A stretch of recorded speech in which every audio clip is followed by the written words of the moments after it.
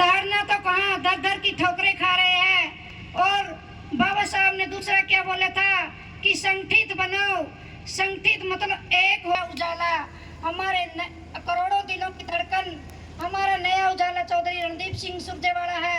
और संघर्ष करो, जो भाई साहब हमें जिस भी लाइन को देते हैं उसके हमें दिल से पर एक स्वागत गीत हो जाए, एक गीत होंगे। हाँ, पूरे कर दे भाई, स्वागत गीत किया जाए। तो 14 अप्रैल को होता है, पर पूरा महीना, और ये फसल की कटाई का भी मौसम है, तो पूरा महीना हम बाबा साहब की जयंती के तौर पर मनाते हैं बजाय किसी एक विशेष दिन के। और सारे साथियों ने कहा कि बाबा साहब की जयंती के उपलक्ष्य में एक कार्यक्रम नरवाना के अंदर भी अपने को करना है, ताकि सारे साथी गर्मी के इस मौसम में, फसल कटाई के इस मौसम में एक बार फिर इकट्ठे हो सकें, बाबा साहब की बातों से कुछ प्रेरणा भी ले सकें, कुछ बात जीवन में आत्मसात भी कर सकें। और आज आप सब यहाँ एकत्रित हुए हैं, और आज धन्ना भगत जी की भी जयंती है।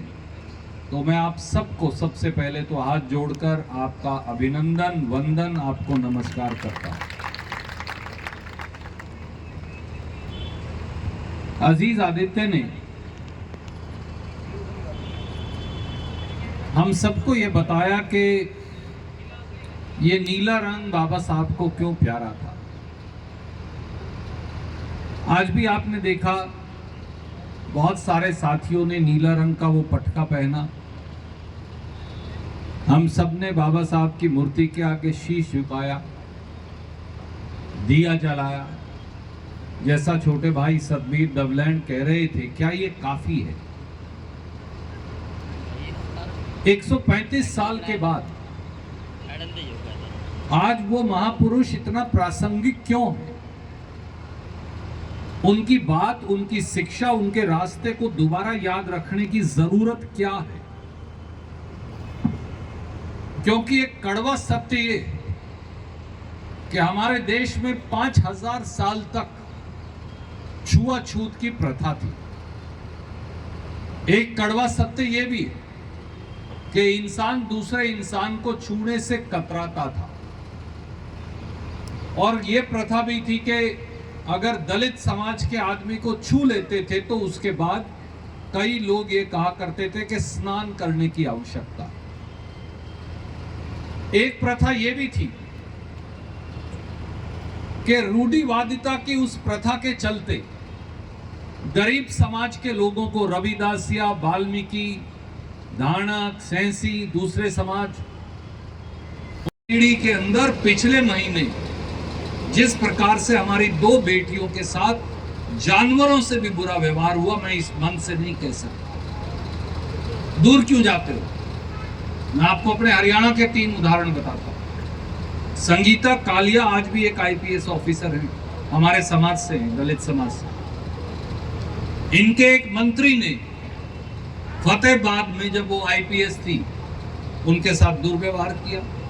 क्यों? वो शराब के तस्करों के खिलाफ कार्रवाई कर रही थी। उसका इतना ही कसूर था, महिलाएं उत्पीड़ित थी, महिलाओं के हक में वो बोल रही थी।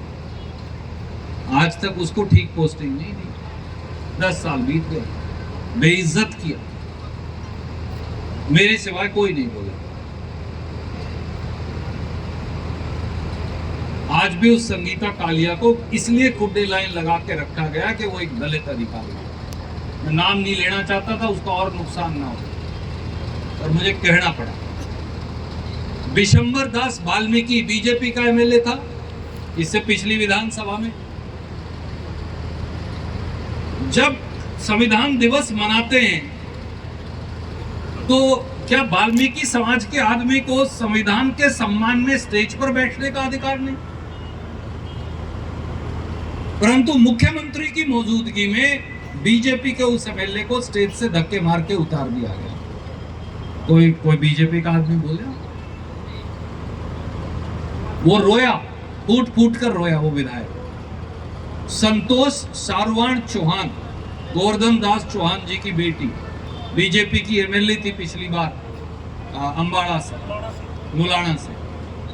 उन्होंने लिखित बयान दिया कि बीजेपी के गुंडे मुझे जान से मारना चाहते हैं, अगवा करना चाहते हैं, कोई कार्रवाई नहीं। उल्टा मंत्री पद भी चला गया। इनकी पार्टी में अगर रहना है तो गुलाम बनकर रहना पड़ेगा। बीजेपी का ये सिस्टम।